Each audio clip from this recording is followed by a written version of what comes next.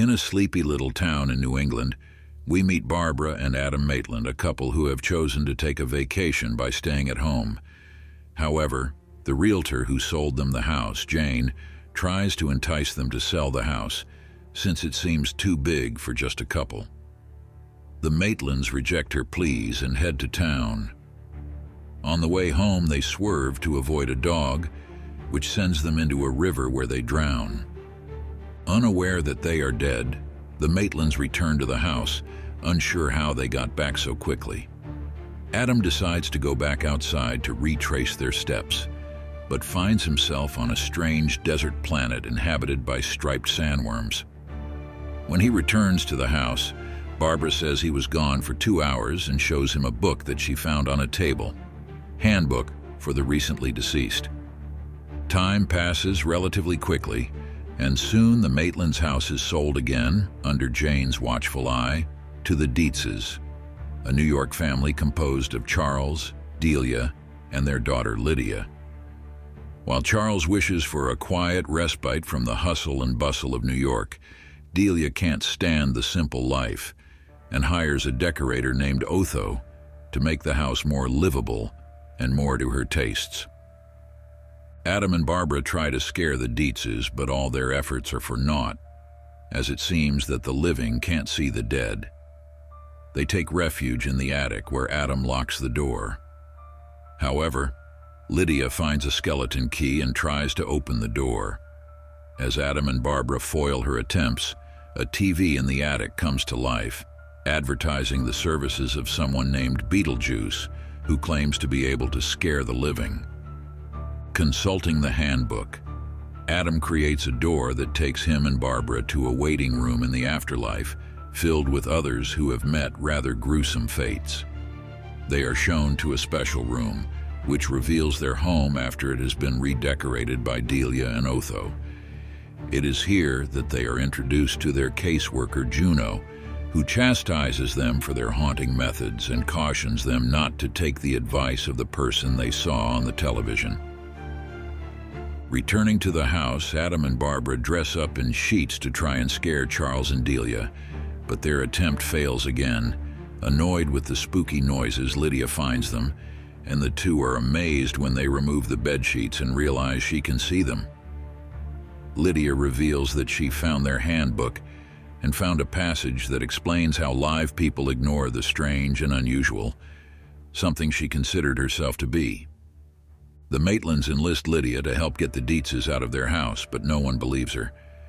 Not sure what to do, Barbara notices something in the model of the town in the attic, a glowing light around a small grave that appears to belong to Beetlejuice. She says his name 3 times, and she and Adam are whisked into the model, where they unearth Beetlejuice's body. Once they've done so, they regret it, as Beetlejuice is a rather crazy, uncouth, and insane ghoul. Turned off by his personality, they resolve to scare the Dietzes themselves. At a dinner party Delia throws to show her sculptures and other art pieces, the entire group ends up singing the Banana Boat song, and the shrimp dish in front of them turns into grasping hands. The Maitlands think they've finally succeeded, only to find that their antics have actually amused the Dietzes. The Dietzes send Lydia to bring them down, and when they refuse, everyone clambers to the attic. Demanding that the Maitlands show themselves, they find no one there, but Charles is entranced by the miniature of the town, and Otho finds and takes the handbook. Leaving the attic, Charles feels that there is a lucrative business venture just waiting to happen.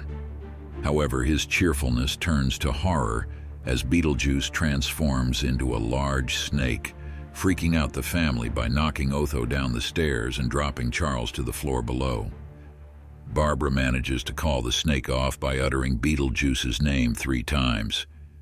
Lydia is distraught, thinking that the snake was the Maitlands intending to do more than just scare them.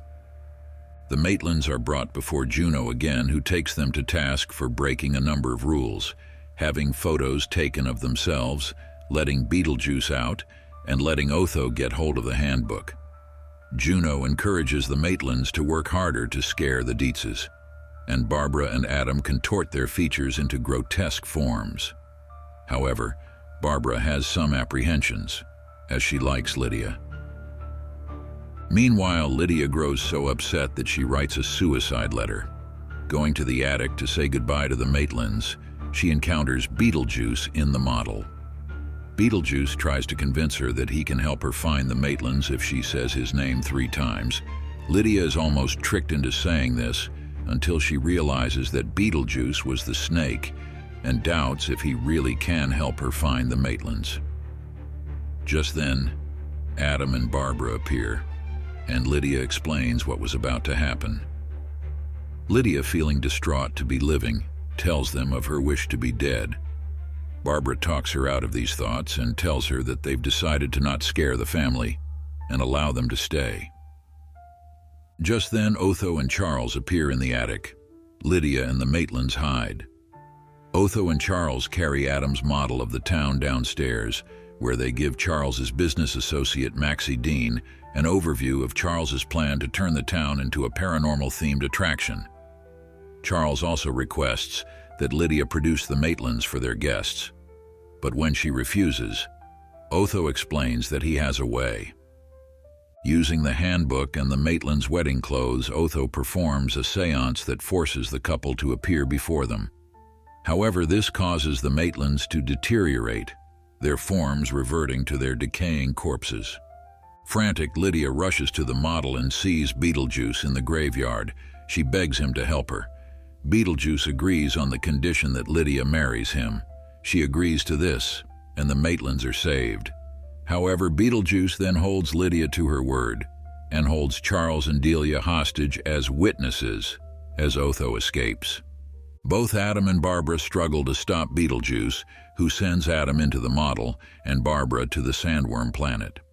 Through a joint effort, they do away with Beetlejuice and save Lydia. In the aftermath, the Maitlands and the Dietzes co-occupy the house, and Lydia is much more cheerful in her new environment.